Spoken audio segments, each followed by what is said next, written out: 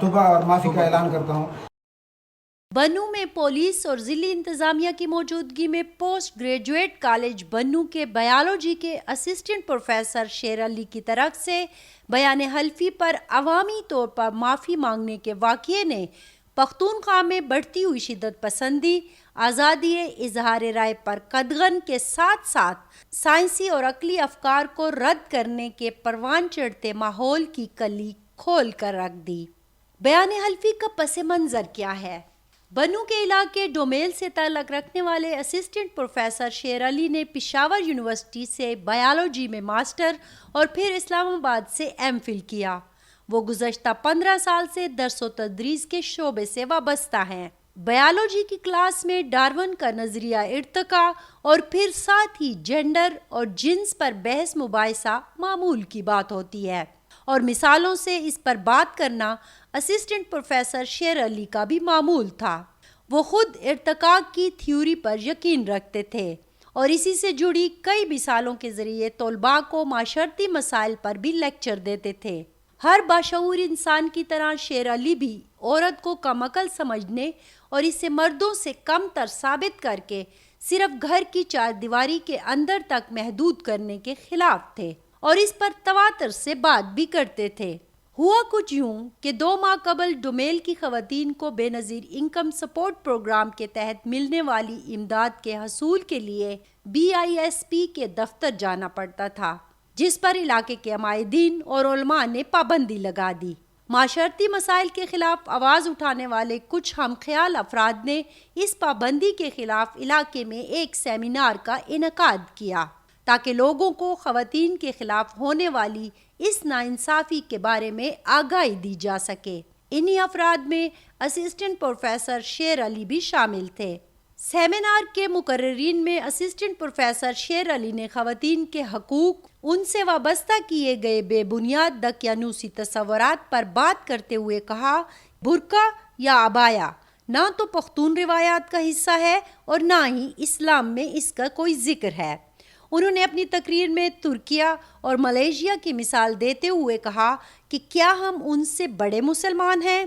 انہوں نے خلفاء کے زمانے میں خواتین کے حق مہر کے مسئلے پر پوچھے گئے سوالات کی بھی مثال دی کہ عورت اپنے حق کی بات کر سکتی ہے۔ خواتین کی کم عقلی کی فرسودہ سوچ کو بھی انہوں نے رد کرتے ہوئے واضح کیا کہ طب کے مطابق بلوغت پر انسان تب پہنچتا ہے جب اس کی عقل پختہ ہوتی ہے۔ انہوں نے بتایا کہ لڑکی 12 سال میں بالغ ہو جاتی ہے جبکہ لڑکا 14 سال میں بلوغت پر پہنچتا ہے، تو یہ بات یہ واضح کرتی ہے کہ لڑکی کی عقل پہلے پختہ ہوتی ہے۔ انہوں نے طب کے ساتھ ساتھ خواتین کے حقوق کے لیے آئین کے آرٹیکل 25 اور 26 کا بھی حوالہ دیا۔ انہوں نے آئین کے آرٹیکل 25 اور 26 کا حوالہ دیتے ہوئے کہا کہ آرٹیکل 25 برابری اور مساوی تحفظ کو یقینی بناتا ہے اور یہ کہتا ہے کہ جنس کی بنیاد پر کوئی امتیاز نہیں برتا جائے گا۔ آرٹیکل 25(3) اور 26(2) ریاست کو خواتین اور بچوں کے تحفظ کے لیے خصوصی انتظامات کرنے کی اجازت دیتا ہے۔ سیمینار کے انعقاد کے 3 ہفتے بعد اسسٹنٹ پروفیسر شیر علی اور ان کے خاندان کو علاقے میں سخت مشکلات کا سامنا کرنا پڑا۔ جمعے کے خطبات تھے یا پھر جنازے یا کوئی اور سوشل سرگرمی، علاقے کے علماء کی طرف سے اسسٹنٹ پروفیسر شیر علی اور ان کے خاندان کے خلاف ایک پروپیگنڈے کا آغاز کر دیا گیا۔ خاندان کا سوشل بائیکاٹ تک کیا گیا اور انہیں طرح طرح سے ہراساں کیا جانے لگا۔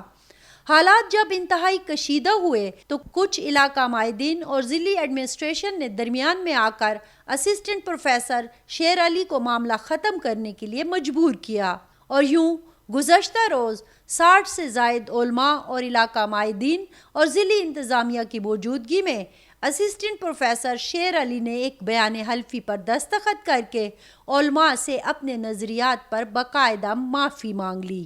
بیان حلفی میں لکھا تھا کہ شریعت الہیہ کی روح سے صنف عورت کی عقل صنف مرد کی نسبت کم ہے، لہٰذا اس کو حق اور حرف آخر سمجھتا ہوں۔ زنا بالجبر اور زنا بالرضا کو شرعاً جرم سمجھتا ہوں۔ اجنبی عورت کا مردوں کے ساتھ اختلاط ضرورت کے بغیر جائز نہیں۔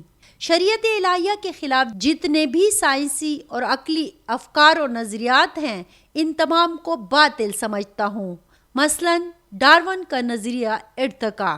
اب تک مذکورہ بالا کے خلاف میں نے جتنی باتیں کی ہیں، یعنی ڈومیل سیمینار، لیکچرز کے ذریعے، سوشل میڈیا پر پوسٹوں اور کمنٹس کے ذریعے اور دیگر مجالس میں، ان تمام سے میں برائیت کا اعلان کرتا ہوں اور توبہ بھی کرتا ہوں، اور آئندہ ان احکامات کی خلاف ورزی کی تو قانوناً مجرم ثابت ہوں گا۔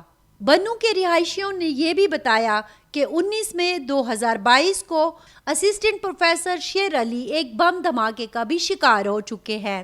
اہل علاقہ کو لگتا ہے کہ اس دھماکے کی وجہ ان کے نظریات، خواتین کے حقوق کی علمبرداری، سول سپرمیسی پر مبنی خیالات اور وزیرستان میں چلتے مسائل پر لگائی گئی سوشل میڈیا پوسٹ اور بحث مباحثے ہی بنے۔ دھماکے میں وہ تو محفوظ رہے، تاہم نامعلوم افراد کے خلاف درج ہونے والی FIR پر کبھی تحقیق نہ ہو سکی۔